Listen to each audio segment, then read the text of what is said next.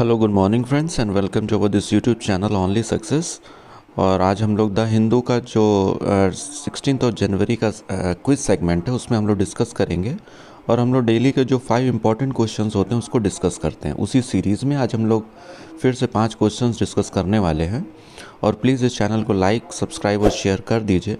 और इसमें अगर आप लोग बोलेंगे कुछ इम्प्रूव करना है तो उसमें इम्प्रूव हम लोग करेंगे बैठ के। और हम लोग ये आपका और हमारा टुगेदर मिल के एक एफर्ट है जिसमें कि करंट अफेयर्स सेगमेंट बहुत अच्छा हम लोगों को करना है। चलिए हम लोग शुरू करते हैं। और कल जैसा कि आपको पता है 15 जनवरी में छुट्टी थी, तो उस सेगमेंट में न्यूज़पेपर पब्लिश नहीं होता है पोंगल की छुट्टी की वजह से। इस वजह से जो द हिंदू का जो क्विज सेगमेंट था और हिंदू का जो रिव्यू सेगमेंट है उस वजह से हम लोग वो वाला सेगमेंट नहीं कर पाए। लेकिन आज 16 जनवरी है तो हम लोग इसको आज करने वाले हैं। और उसी सीरीज़ में हम लोग शुरू करते हैं।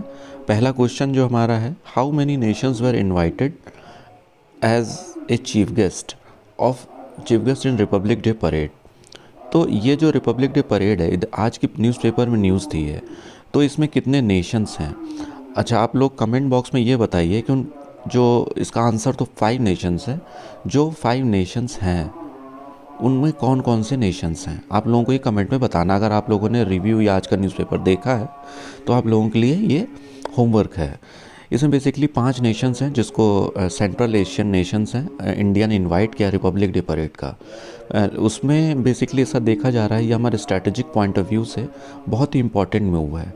ठीक है, तो ये बहुत इंपॉर्टेंट न्यूज़ है। और आज के पेपर में इसलिए दिया हुआ था क्योंकि कोरोना है, तो कोई ऑल्टरनेटिव प्लान गवर्नमेंट देख रही है कि कोरोना की वजह से क्या हम लोग ये मीटिंग को ऑनलाइन कर सकते हैं वीडियो कॉन्फ्रेंसिंग के थ्रू। और अगर हम लोग इजीली क्या 5 नेशंस के जो डिग्नेटरीज़ हैं उनको इनवाइट करना चाहिए, तो उस पर गवर्नमेंट प्लान कर रही है। बट 5 नेशंस हैं जो इस चीफ गेस्ट के रूप में इनवाइट किए गए हैं। चलिए अगला, अच्छा आप लोगों को कमेंट में बताना है कौन कौन से 5 नेशंस हैं इसमें। अच्छा, अगला क्वेश्चन की तरफ हम लोग बढ़ते हैं। अगला क्वेश्चन ये है, Recently, which Southeast Asian country became the first country to approve BrahMos deal with India. अभी तक ब्रह्मोस इंडिया और मिल के हम लोग चाइना रशिया मिल के बनाते थे। अब हम लोग कॉमर्शियली कल हम लोग डिस्कस किया था NSIL जो हमारी NSIL नहीं, हमारी जो आर्म्स को लेके एक डील जो विंग है, अब हम लोग कॉमर्शियली भी बनाने लगे हैं आर्म्स को। ना सिर्फ हम लोग मेड इन इंडिया के तहत इंडिया के लिए बना रहे हैं, बट हम लोग अब बाहर के देशों के लिए भी बना रहे हैं। तो हमारे कॉमर्शियल पॉइंट ऑफ व्यू से वो बहुत इंपॉर्टेंट है। बेसिकली अब इसमें ये पूछा गया है कि रिसेंटली जो उसी क्रम में जो एक डील की गई है, इंडिया ने ब्रह्मोस की डील की गई है, वो किसके साथ की है, तो आप लोगों को बताना है। तो उसका राइट आंसर ये है फिलीपींस के साथ में। फिलीपींस पहला देश बन गया है जिसके साथ ब्रह्मोस डील हुई है। इंडिया ब्रह्मोस उसको सप्लाई करेगा।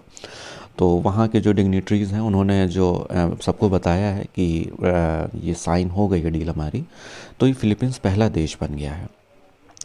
और चलिए अगला क्वेश्चन की तरफ हम लोग बढ़ते हैं। अब आप लोग ये सोच रहे होंगे ये साइंस का क्वेश्चन है, अब साइंस का क्वेश्चन यहाँ देने की क्या ज़रूरत है। Basically deficiency of vitamin D जो होता है उसकी कमी से क्या होता है, आज अच्छा खासा आर्टिकल भी दिया हुआ है कि विटामिन डी की वजह से। हम लोग जब आर्टिकल सेगमेंट डिस्कस किया था रिव्यू वाला आज का, उसमें हम लोगों ने बहुत डिटेल में डिस्कशन किया विटामिन डी होता क्या है, विटामिन डी की कमी से क्या क्या होता है। तो बेसिकली ये उसी से रिलेटेड है।